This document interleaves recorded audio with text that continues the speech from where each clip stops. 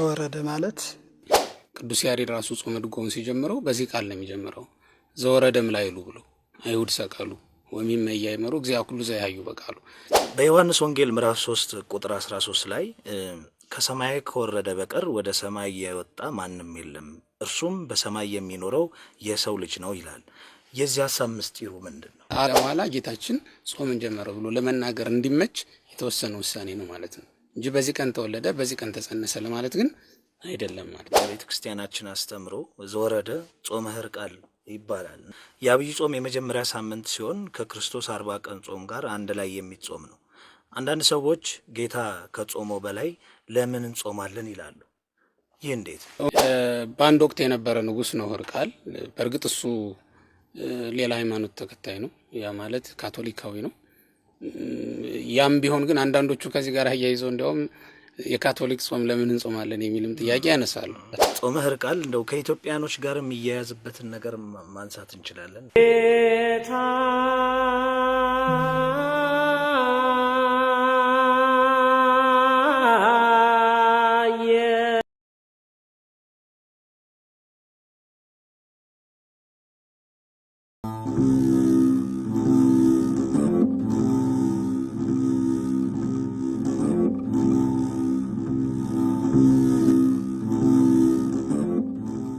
እስቲ እንደው ከቃሉን ጀምርና ዘወረደ ምንድነው ምን ማለት ነው የሚለውን ነገር አይተን እንመለስ። ከቃሉ ስንጀምር ዘወረደ ማለት ከሰማይ ሰማያት የወረደው ከድንግል ማርያም የተወለደው የሚል ምስጢር ነው የሚሰጠው እና ዘወረደ ከሰማይ ሰማያት የወረደው ነው። እንግዲህ በሊቃውንትም ሆነ በቅዱሳት መጻሕፍት እንደሚታወቀው እግዚአብሔር በዓለም ሙሉ ሲሆን ስለልልናው በሰማይ እንዳለ እናምናለን። ጽርሐ አርያም የእግዚአብሔር መንበረ መንግስት ሰማይ ነች። በሰማይ የሚኖር እግዚአብሔር መድኃኒታችን ኢየሱስ ክርስቶስ ሰው ሆነ በተባለ ጊዜ ወይንም ሰው በሆነ ጊዜ ደግሞ ወደዚህ ምድር መጥቷል። እንዲያው ዘወረደ ማለት አሁን ልክ እንደ በረዶ ከላይ ተወርሮ ወደ ታች ወረደ ማለት አይደለም። ዘወረደ ማለት ሰው የሆነ አምላክ ማለት ነው። ዘ የሚለው በራሱ የራሱን የቻለ አገባብ ነው፣ ራሱን የቻለ ትርጉም አለው። ለምሳሌ አንድ ሰው ዘማርያም ቢባል የድንግል ማርያም ወዳጅ የድንግል ማርያም አገልጋይ እንደሚለው ዘወረደ ብሎ በአንቀጽ ላይ የወደቀው ዘ ደግሞ ከሰማይ የወረደው መድኃኒታችን ኢየሱስ ክርስቶስን ያመለክታል እና ዘወረደ ማለት ከሰማይ ሰማያት የወረደ ከድንግል ማርያም የተወለደ ለእኛ ሲል ሰው የሆነ ማለት ነው። መድኃኒታችን ኢየሱስ ክርስቶስን ቀጥታ የሚያሳይ ትርጉም ነው ያለው። ከዘወረደ ጋር የሚነገሩ ነገሮች በቤተ ክርስቲያናችን ስርዓት ምን ምንድን ናቸው? እነሱን ነገሮች ቀደም ሲል በትርጓሜው እንደተባለው ይሄ ዘወረደ የጌታችን ትህትናውን የምናስታውስበት ሳምንት ነው። ወረደ ትህትናውን ነው የሚያሳየው።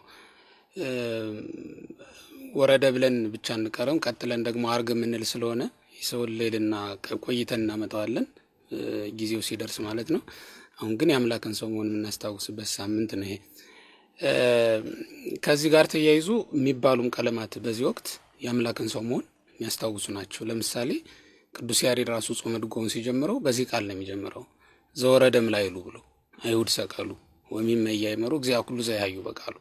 ከሰማይ ሰማያት የወረደው ሰው የሆነውን እሱን አይሁድ ሰቀሉት ብሎ መውረዱን ከተናገረ በኋላ ሰቀሉ ብሎ ደግሞ ይናገራል ማለት ነው። እና ከዚህ ጋር ተያይዞ አብሮ በዚህ ወቅት የሚዜሙ ዜማዎች በቤተክርስቲያን ውስጥ ያሉ ስርዓቶች ቀለማት በሙሉ ጌታ ሰው መሆኑን ወደዚህ ዓለም መምጣቱና ትህትናውን እያሳዩ የሚሄዱ ናቸው ማለት ነው። ራቅ ብለን ደግሞ ስንመለከተው ደግሞ ዘወረደ የአንድ ነገር መጀመሪያ ነው። የምን መጀመሪያ ነው ካለ የምስጢረ ስጋዌ መጀመሪያ ነው። ምክንያቱም ከሰማይ ሰማያት ወረደ ስንል ምስጢረ ስላሴ እንዳለ ሆኖ ወይንም የምስጢረ ስላሴ ትርጉም የሆነችዋ ምስጢረ ስጋዌ እየተጀመረች መጀመሪያ ናት አይደለች ቀን እና ዘወረደ ከዛ የሚመጣ ነው። ግን በመጋቢት በተሳስ ከሚለው ላይ እንኳን ሳንሄድ እንግዲህ መድኃኒታችን ኢየሱስ ክርስቶስ ከሰማይ ሰማያት ወርዶ ከድንግል ማርያም የተወለደበት ቀን ይታወቃል። መጋቢት 29 ቀን ናት ያቺ ቀን ማለት ነው። ስለዚህ በተሳስም አይደለም በአብይ ጾምም አይደለም። ዘወረደ የአብይ ጾም መጀመሪያ የሆነው ግን መድኃኒታችን ኢየሱስ ክርስቶስ ከሰማይ ሰማያት ወርዶ ከድንግል ማርያም ተወልዶ አዲስ ልደት ወይንም ይሄ ዳግማዊ ልደት የምንለውን የመጀመሪያ እንዳደረገው ሁሉ ይሄ ደግሞ የአብይ ጾም ርዕሱን ደግሞ መምህራን ምን ብለውታል? ዘወረደ ብለውታል። ወርዶ አንድ ከሰማይ ሰማያት ሲወርድ ለድህነት ዓለም ነው የመጣ።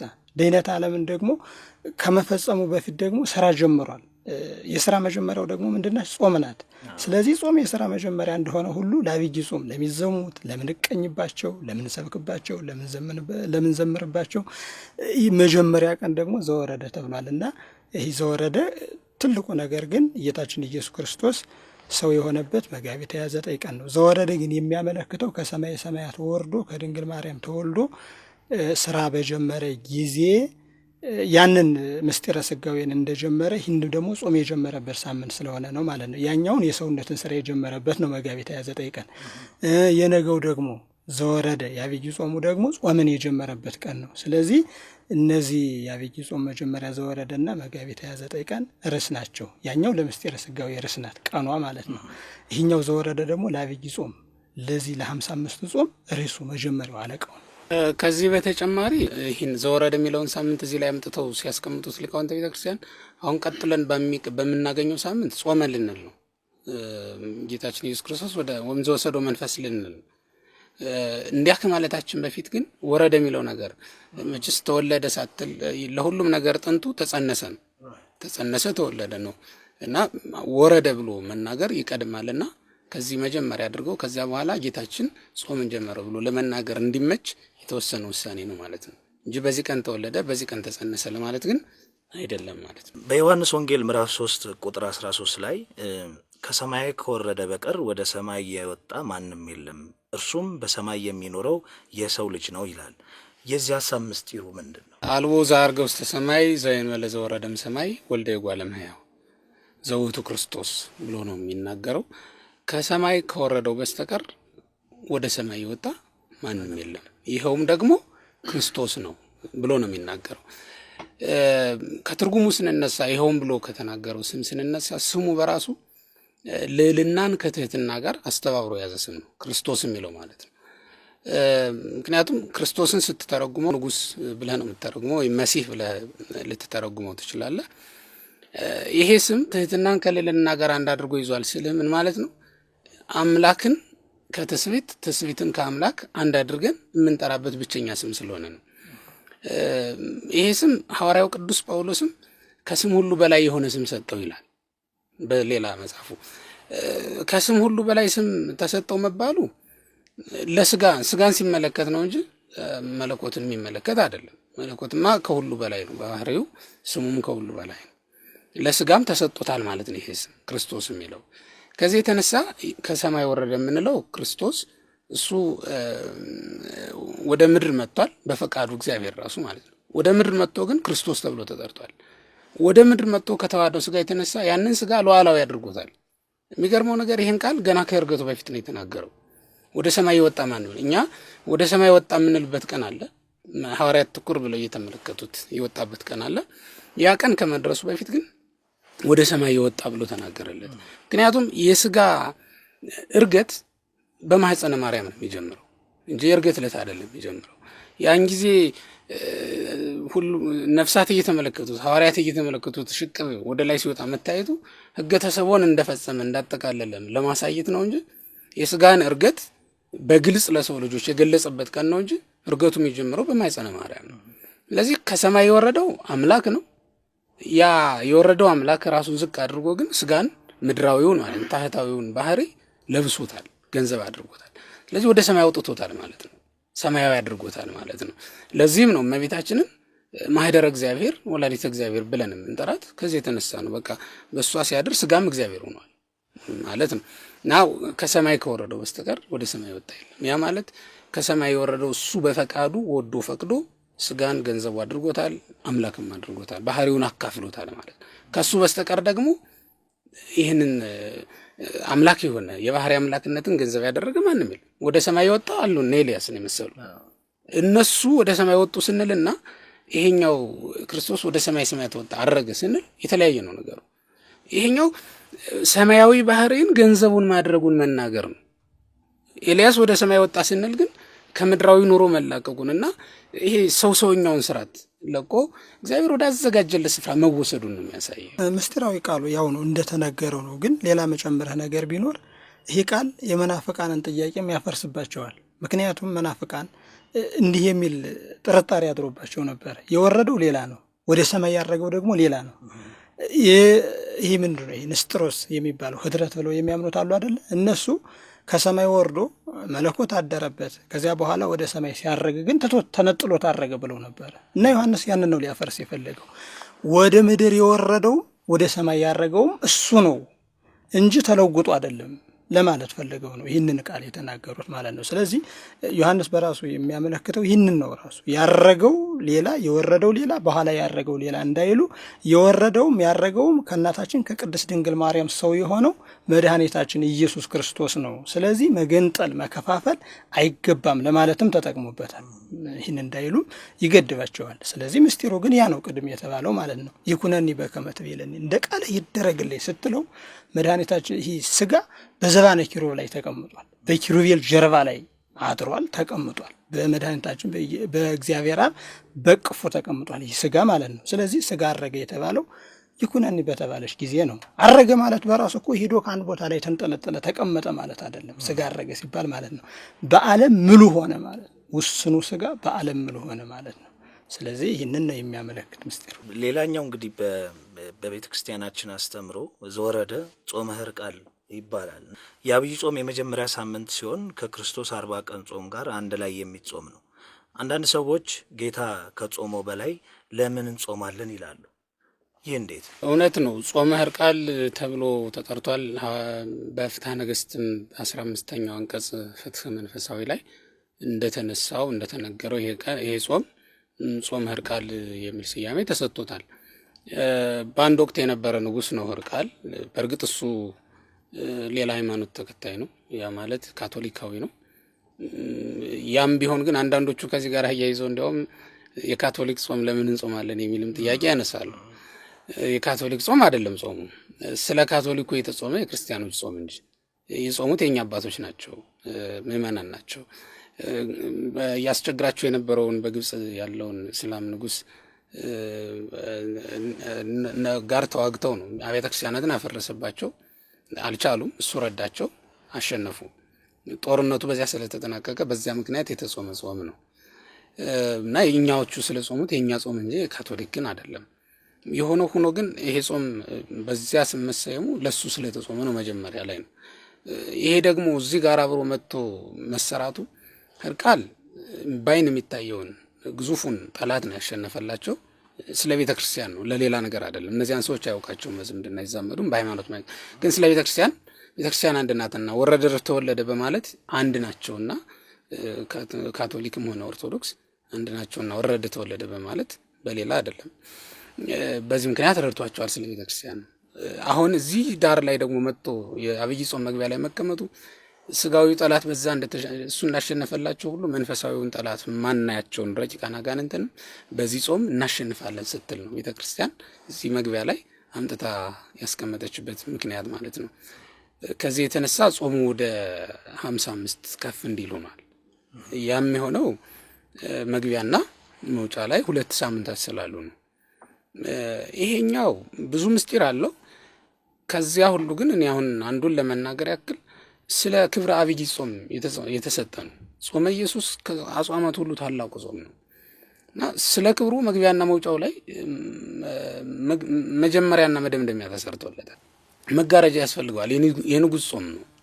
ስለዚህ መግቢያውም መውጫውም ላይ ያለ መጋረጃ አልተቀመጠም። እንደ ሌሎች አጽዋማት ልዩ ነው። ይሄ ጾም ታላቅ ጾም ነው። ስለዚህ መግቢያው ላይ ሰውነታችንን አለማምደን ወደ ዋናው ጾም እንድንገባ ነው። የሚገርመው ነገር ጾሙ ራሱ ይሄ ጾም ከሌሎቹ አጽዋማት ተለይቶ 12 ሰዓት እንድንጾመው ነው የታዘዘው። አንደኛው የንስሐ ጾም ስለሆነ ነው፣ ቅድም እንዳልኩ ስለ ሕርቃል የተገባ የንስሐ ጾም ስለሆነ፣ ሁለተኛው ግን መለማመጃ ስለሆነ ነው። ታላቁን ጾም መብልና መጠጥ በሰነበተበት ሰውነት መቀበል ስለሌለብን ማለት ነው። አጽድተን መግባት ስላለብን፣ ለምደን ጠንክረን መግባት ስላለብን። መከራም እኮ ስትለማመደው ነው አይደለም አይከብደው እና ቀጥለህ የምትገባው ከአጋንንት ጋር እየተሟገትክ እየተከራከርህ የምትቀጥልበት ስለሆነ ነፍስህ በዚህ መጠንከር አለባት እና ማጠንከሪያ መግቢያ መጀመሪያ ሆኖ እዚህ ላይ ተሰራ። በዚህ ለማመዱና ምእመናን ወደ ዋናው ጾም ሲገቡ ጾሙ አይከብድባቸውም ማለት ነው። እንደዚህ አድርገው ወደዚያ ይቀጥላሉ። መጨረሻውም ላይ ደግሞ ለብቻ ሰሙነ ሕማማት ተብሎ ተቀምጧል። እሱም በራሱ የአምላካችንን ሕማሙን በሰውነታችን በነፍሳችን የምንቀበል መሆናችንን ከማሳየቱም በተጨማሪ ታላቁን የጌታን የትንሣኤ በዓል ያለ መከራ ማክበር ስለሌለብን ለብቻ ተለይቶ ደግሞ ሰሙነ ሕማማት ብለን እንደዚያው እናከብራለን። ያ በራሱ የሚነሳው ያው ምስጢሩ ብዙ ስለሆነ አንድ ነገር አጭር ነገር ልበል። ይህ ጾም ጾመ ሕርቃል እንደሆነ መምህር ተናግረውታል። ጾመ ሕርቃል እንደተጠበቀ ሆኖ ጾመ ሐዋርያትም ነው። አባቶቻችን ሐዋርያት ጾመውታል። እንዲያውም በዚህ በፍትሐ ነገሥት አንቀጽ 15 ላይ ሐዋርያት ጌታችን ኢየሱስ ክርስቶስ ባረገ በዓመቱ የእሱን ጾም መጾም በሚጀምሩ ጊዜ ጾሙን ቆጥረው እነሱ ለስብከተ ወንጌል እየተፋጠኑ ሌላም ቦታ ሄደው በሚያስተምሩበት ጊዜ በኢየሩሳሌም ለነበሩ ምእመናንም እንዲጾሙ ታዘዘዋቸው አልፈው ሂደዋል። ያ ማለት ከሕርቃል በጣም ቀደም ብሎ ማለት ነው። ጌታችን ኢየሱስ ክርስቶስ ባረገ በዓመቱ እና እንዲህ የሚል አንድ ግስ ተጠቅሷል። ሆልቁ ሐሳበ የጌታችን የኢየሱስ ክርስቶስን ጾም ቆጥራችሁ ያን ጊዜ ዲሜጥሮስ ቀመር ስላልተቀመረ ያንን አስባችሁ ሞልታችሁ ጾሙ 40ውን ቀን የሚል እንትን ሰጠዋቸዋል፣ አስተምህሮ ሰጠዋቸዋል። እነሱም ጾመውታል በዓመቱ ማለት ነው። እና እነዚህ አሁን ቅድም ሊቀ ሊቃውንት ያነሳቸው እነዚህ ክርስቲያኖችን በራሱ አብነት አድርገው ሲጾሙ የካቶሊክን ጾም አይደለም የጾሙት። ይህንን ጾም ድሮም ቢሆን ሐዋርያት አባቶቻችን ይጾሙት ነበረ። ሆልቁ ሐሳብ ቁጥሩን ቀመሩን አቡሻክር አስልታችሁ ሞልታችሁ ጾሙ ብለውናል ብለው ከዚያም መነሻ አድርገው ነው እንትን ያሉት የጾሙት ማለት ነው። እና ያው መጀመሪያና መውጫ እንዲህ አብይ ጾም መጀመሪያም መጨረሻም ሌሎች ጾም አጽዋማት አሉ። ግን እነዚህ ሁሉ ጾሞች መጀመሪያም የምንጾማቸው መጨረሻ በሕማማቱም የምንጾማቸው የክብር መሳሪያዎች ናቸው፣ መሰረቶቻችን ናቸው። እንጾማቸዋለን። እንዲያውም እኮ የሚገርመው ነገር ቀዳም ሰወርን ሁሉ እንጾም አይደለም። በዓመት አንድ ጊዜ የምትጾም ጾም እኮ ከጥሉላትም ሆነ ከዚህ ከምግበ ሥጋ ጠቅላላ ቀዳም ሰወርን እንጾማለን። ያ የጌታችን የኢየሱስ ክርስቶስን ትንሣኤ ለማክበርና ትልቁን ትንሣኤን ሙተን የተነሳ እሱ ሙቶ የተነሳበትን አይደለም። እሱ ሙቶ የተነሳበትን እንደተጠበቀ ሆኖ እኛም ሙተን የተነሳንበት ቀን ነው። ሙስና መቃብር የጠፋበት፣ ብርሃነ መለኮቱ የተገለጸበት፣ ነፍሳት አብረው የዘመሩበት፣ በሲኦል ያሉ ወደ መላእክት ወደ ገነት የወጡበት ዘመን ስለሆነ ከዛም ጋር የሚጾም ጾም ነው እና ይሄ ጾመ ሕርቃል ብለን የምንጠራውና ጾመ ሕማማት ትልቅ ጾም አለው። ቅድም እንደተባለው በራሱ ሰዓቱም ከነዚህ በላይ ነው የተወሰነለት። ጾመ ሕርቃል እንደው ከኢትዮጵያኖች ጋር የሚያያዝበትን ነገር ማንሳት እንችላለን። ኢትዮጵያን ብለው አፍሪካ፣ አውሮፓ የምንገናኝበት በሃይማኖት እንገናኛለን። ክርስቲያን በመሆን ሳይሆን ኦርቶዶክስ ተዋህዶ ከሆኑት ጋር ሁሉ እንገናኛለን። አሁን እነዚያ በኢየሩሳሌምም የኖሩ ሰዎች የጾሙት ማለት ነው ሀገራቸውን አይደለም የሚወሰነው። ጾም በመሰረቱ በሀገር በምናምን የሚወሰን ነገር አይደለም። ይሄ ሌላ ጉዳይ ነው፣ በድንበር በምናምን የማይወሰን ነገር ግን በሃይማኖት አንድ ከሆነ እንጾመዋለን። እነዚያ ክርስቲያኖች ጾሙት አይደለ? እነዚያ ክርስቲያኖች የጾሙት ለምንድን ነው? ለቤተ ክርስቲያን ነው። ቤተ ክርስቲያን ተገፋች፣ ምእመናን ሞቱ፣ ታረዱ። ስለዚህ ይህንን ንጉሥ መጥተህ ድል ንሳልንና እንጾመዋለን ነው የእነዚያ ስለት ማለት ነው። እነዚያ የተሳሉት የገቡት ብጻት እንደዛ ነው። እኛ ኢትዮጵያውያንም አሁን ብዙ ነገር አለብን። ምክንያቱም ውስጣዊ ጠላት ጋኔን ያህል አለብን። እንደገና ሰውነታችን በራሱ ካልጾምንበት ካልጸለይንበት ጠላታችን ነው። ይገርማል። ይሄ ራሱ ማለት ነው ስጋ ራሱ ይጓጋናል። የስጋ ፍቶት የሚባሉት እኮ ሰይጣን እንኳን ሳያድርብህ ሰይጣን በሰዎች ላይ ሳያድር ማለት ነው ተፈጥሮ በራሱ ይጓጋል። ለዛ ነው ሰብና ሆም በጾም ቀተሉ ይላል አንድ ሊቅ። ሰውነታቸውን በጾም ገደሉ ማለት ነው። ስለዚህ ሰውነታችን የምንገልበት ስለሆነ ይህ ጾም እነዚያ በኢየሩሳሌም ያሉት እንደ ጾሙት እኛ ደግሞ እንጾማለን። ግን ኢየሩሳሌምና ኢትዮጵያ በካርታ እንጂ በሃይማኖት አንድ ከሆኑ ክርስቲያን ከሆነ የትም ቦታ ቢሆን ለምን ጅዳ አይሆንም? የሙስሊም ሀገር ተብሎ ከሚጠራው ከዚያም ቢሆን ክርስቲያን ከሆነ ይጾማሉ። በቃ ኢትዮጵያዊ ስለሆኑ አይደለም። ለምሳሌ አሁን የኛ ዘመዶች በስደት ሳውዲ አረቢያ ወይም ሌላ ቦታ ሊኖሩ ይችላሉ፣ ይጾሙታል። የሚጾሙት ግን እውነቱን ስነግር ኢትዮጵያዊ ስለሆኑ አይደለም፣ ክርስቲያን ስለሆኑ ነው። እነዚያም ክርስቲያን ስለሆኑ ጾሙት፣ እኛም ክርስቲያኖች ነን፣ ጾም ነው። እነሱና እኛ የቦታ እንጂ የሃይማኖት ልዩነት የለንም፣ የስርዓት ልዩነት የለንም፣ የቀኖና ልዩነት የለንም። የጾም ልዩነት ከሌለ እነሱ ጾሙት፣ ከእነሱ ተከትለን እኛም ጾም ነው። ምክንያቱም እንደነገሩህ ጀማሪዎች ሐዋርያት ናቸው። በቃ የሐዋርያት ልጆች እኛ ነን በቀላሉ። የኢትዮጵያ ቤተ ክርስቲያን ለአጽዋማትም ሆነ ለሌሎች ነገሮች ከሁሉም በተለየ ሁኔታ ክብር ትሰጣለች። ልዩ ስርዓትም አላት እና አሁን ባለን ስርዓት መሰረት የእኛ ቤተ ክርስቲያን ለዚህ ጾም መግቢያም ቢሆን ዜማ ሰርታለታለች፣ የራሱ የሆነ ስርዓተ ማህሌት አበጅታለታለች እና ከዚህ ጾም ጀምሮ ከመግቢያው ጀምሮ ከበሮቿን ሁሉ በአርምሞ እንዲታቀቡ አድርጋ ጸናጽሏን አስቀምጣ የሀዘን ወቅት የምታወጀው ከዚህ ሳምንት መጀመሪያ ጀምሮ ነው። እና እንደ ኢትዮጵያም ስታዩ ደግሞ ለየት ያለ ስርዓት አለው ማለት ነው። ስርዓተ ዜማው ራሱ ልዩ ነው። ዘወረደም ላይ አይሁድ ሰቀሉ በቃ ከዚህ ቀን ጀምሮ እየተመከረ እየተነገረ መሄድ ይጀምራል ማለት ነው። እና ይህም በራሱ ከሌሎቹ ለየት ያደርገዋል። ያው ሐዋርያትም በራሳቸው እሁዶችን እንትን ብለው ሲቆጥሩ የጎደሉ ቀኖች ነበሩ በ55ቱ ቀን ውስጥ ማለት ነው። እሁድና ቅዳሜን ምንም ቢሆን ቀጥሉላት አንጾምምና ብለው ሰንበትን ከጾም ባለመቁጠር እነዚህን ቀናት አጠራቅሞ ከዚህ 5 ከወዳኛው ደግሞ መጨረሻውም ላይ ካለው ሳምንት 5 አድርገው 10 ቀን እና 10 እሁዶች እና ቅዳሜዎች እናገኛለን። በዛ ውስጥ እንደዚህ አድርገው አወጣተው እየጾሙ ነው። ቤተክርስቲያናችን ይሄን ተቀብላ ልዩ ስርዓት ሰርታለች። በልዩ ስርዓት ነው የምትጾም እንደ ኢትዮጵያ አድርጋ ማለት ነው። ስትጾም እንደ ሐዋርያት ጾምነቱን ትቀበላለች፣ እንደ ኢትዮጵያ ደግሞ ስርዓት ሰርታለታለች።